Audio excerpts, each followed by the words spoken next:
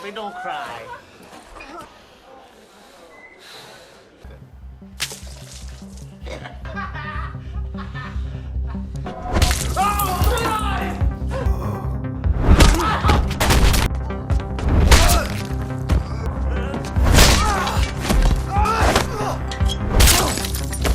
I'm talking to my friend. You're being rude. Hello and welcome to 2.2 Recaps. Today we are going to recap the 2014 movie titled The Guest. We open on a household drowning in absolute grief. Laura is a mother completely devastated after losing her eldest son, Caleb, a highly decorated Special Forces soldier who just caught a fatal ticket on the battlefield. Every single day is an endless sea of sorrow, but the heavy silence is shattered when a mysterious stranger knocks on her door. He claims he was Caleb's elite brother-in-arms, medically discharged early after catching some nasty shrapnel. Laura's maternal instincts kick in. Therefore, she immediately rolls out the red carpet, inviting this charismatic soldier inside to stay the night and share tactical war stories about her late boy. But the second they lock eyes with Caleb's photo on the fireplace, the room goes dead silent. The peace doesn't last long. Laura's teenage daughter, Anna, breezily checks in before clocking out for her shift at a local fast food joint. Meanwhile, the youngest son, Luke, slips into the house carrying a massive secret. He's a soft-natured kid who has been getting relentlessly terrorized by school bullies. David is an elite operator. Therefore, he spots the fresh lacerations on Luke's face the absolute second the kid walks through the door. Luke tries to run a textbook cover-up play, claiming he just took a stray ball to the face during gym class, but David sees right through the cap. Before he can press the kid for details, the front door slams. Mr. Peterson, Laura's husband, returns home and catches a total attitude after seeing a strange adult male chilling in his living room. He tears into Laura for arbitrarily letting an unverified stranger crash on their couch, but what's done is done. At midnight, Peterson's anger cools down into straight-up corporate depression. He seeks out David to vent his frustrations, confessing that a young executive named Alan just hijacked the manager position Peterson spent his entire life grinding for. He's drowning in complete bitterness and helplessness, but David just listens quietly, mapping out the family's psychological weak spots. The next morning, David proactively volunteers to pick Luke up from school. But the second the kid slides into the passenger seat, David kills the engine. He forces Luke to point out the exact crew of arrogant brats who put hands on him the day before. Once the targets are acquired, David tails the teenage bully straight to a local bar. He runs an incredibly toxic play, casually ordering a round of high-end cocktails for the underage punks just to humiliate them. Sure enough, the alpha bully gets completely riled up. He marches over and throws the drink straight into David's face, but he has no idea he just signed his own death warrant. Well, maybe you prefer this.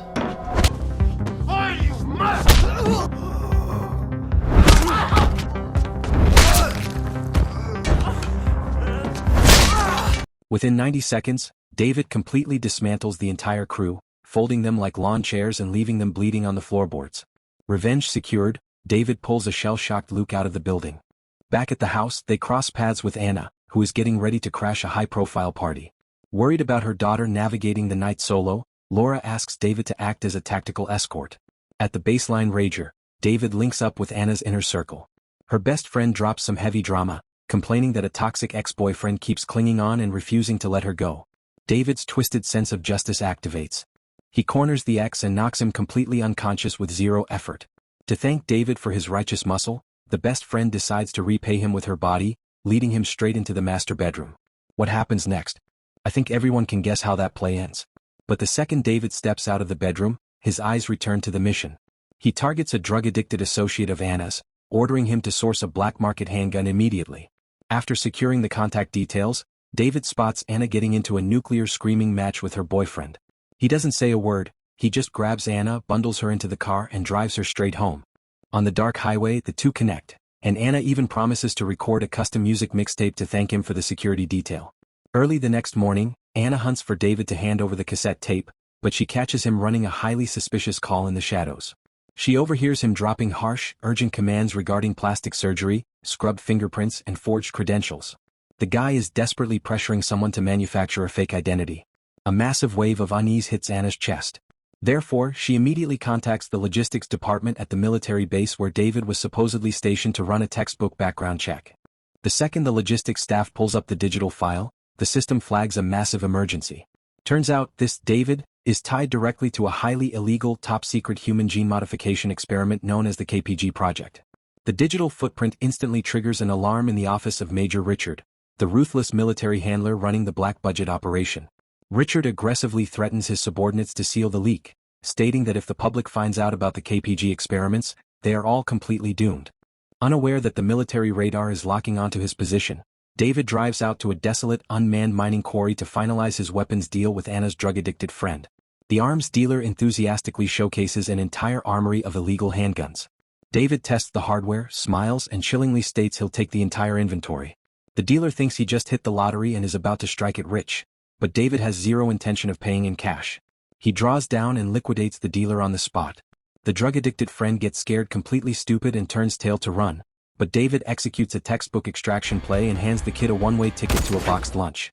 Back in town, Anna's phone rings. It's the Army Logistics Department dropping a nuclear truth bomb. They inform her that the real David actually died in a catastrophic house fire an entire week ago. Terrified and bewildered, Anna huddles with her best friend at the restaurant to map out a counterplay. The friend suggests Anna clone David's phone to scrape his call history. Meanwhile, David is casually chilling in the backyard with Luke, carving a Halloween pumpkin. He hands the boy a lethal Swiss Army knife, dropping some chilling psychological advice. A man can never afford to be too weak. When the system presses you, you have to choose violence and fight back. That evening, Anna makes her move. She waits for David to drop his guard, slips his smartphone out of his tactical jacket, and snaps photos of his call log. Suddenly, the phone starts vibrating in her hand. Panic setting in, she drops the device on the bed and flees. David recovers his phone, instantly tracking the domestic espionage, but he keeps his composure completely flat. Just then, Mr. Peterson bursts through the front door with some shocking corporate news. His arrogant superior, Alan, the guy who stole his dream promotion, was just discovered shot dead inside his own home. Peterson is superficially sad, but because the seat is vacant, he just inherited the manager position he's lusted after his entire life. Before the family can process the coincidence, Anna's boyfriend calls her in a total panic. The police just found her drug-addicted friend executed at the mining area, and the smoking gun was planted straight inside his vehicle. The boyfriend is getting framed for a double homicide. Anna realizes the monster is currently sleeping under her roof. She breaks down and tells her parents everything, but her dad is so blinded by his new promotion that he scoffs, claiming her friends were all low-life junkies anyway. Devastated by her father's coldness, Anna screams the ultimate truth. David is a parasitic imposter because the real soldier is dead and buried. The room drops to 0 degrees. But David doesn't blink. He calmly reaches into his pocket, flashes the dead soldier's authentic dog tags, and manipulates the parents into believing Anna is just having a psychological breakdown. Furious that nobody believes her, Anna storms out. The next morning, Anna drives Luke to school, laying out the raw data. David's call logs connect directly to a black market plastic surgeon whose license was violently revoked 2 years ago. She tasks Luke with using the school's computer lab to dig up the doctor's criminal network. Luke gets to work in the library, but the local class bully corners him, loudly mocking him in front of the entire student body for researching gender reassignment surgery. This time Luke doesn't hold back. Fueled by David's toxic advice, the kid taps into his inner alpha, snaps, and brutally assaults the bully on the spot. The awakening. David didn't just protect Luke, he infected the kid with his own lethal philosophy. The homeroom teacher immediately calls Laura and David to the principal's office. The administrators state that because Luke utilized extreme violence, he is facing immediate expulsion. David's eyes go cold. He raises his voice, threatening to unleash a legal team, drag the administrators to federal court, and weaponize the media by exposing how the school expels a victim of relentless bullying for basic self-defense. Intimidated by the special forces' glare, the administrators completely soften their tone. They cut a deal. Luke stays, but he has to spend his afternoon decorating the gymnasium for the school's Halloween event. As they leave, Luke pulls David aside and drops a massive security breach. He confesses that Anna knows his identity is completely fake, but whispers that he doesn't care because everyone has secrets, promising to keep David's cover intact. David freezes for 5 agonizing seconds, before breaking into a deeply meaningful, lethal smile. The boy just sealed his family's fate. Cutscene to the highway. Major Richard and a heavily armed convoy of tactical mercenaries are rolling up on Laura's property. The second David steps through the front door, he spots the military strike team. 0 words are exchanged. Both sides immediately draw down and launch into a high-octane shootout. The mercenaries completely riddle the house with bullets until it looks like a literal beehive. Seeing 0 movement, a scouting team enters the wreckage, but David is hiding flat beneath the bed frame.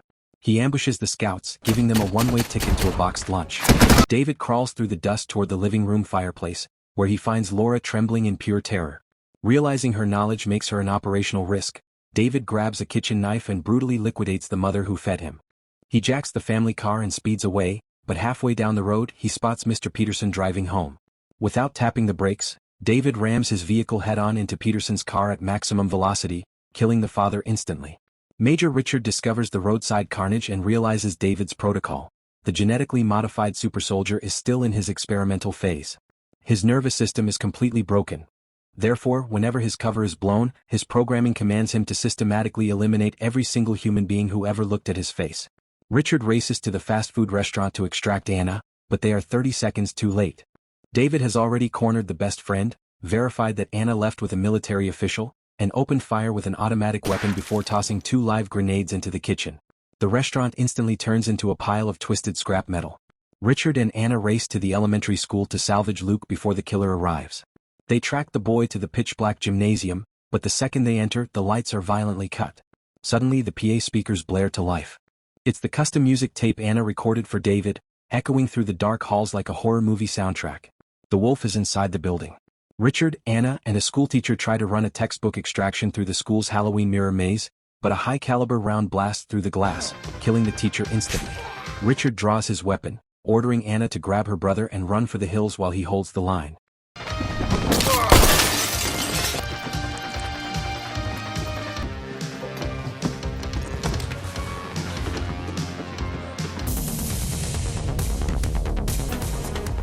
Shouldn't have followed me.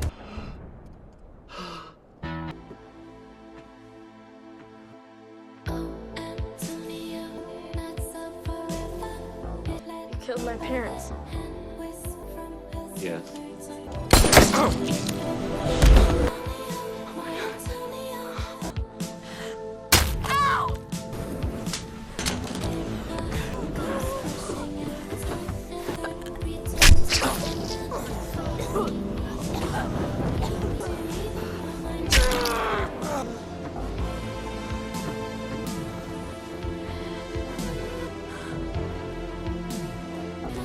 Yeah, you.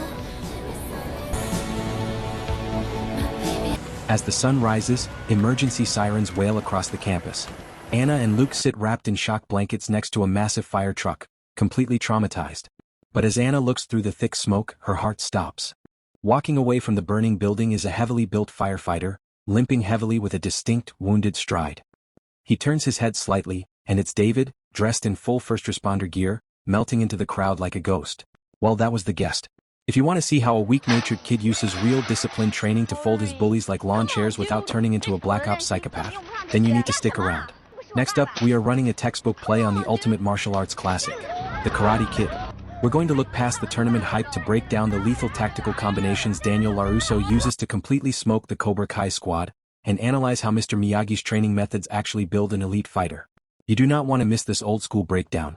Therefore, smash that subscribe button right now, fire up the notification bell, and drop a comment below letting me know if you think the crane kick was actually a legal move.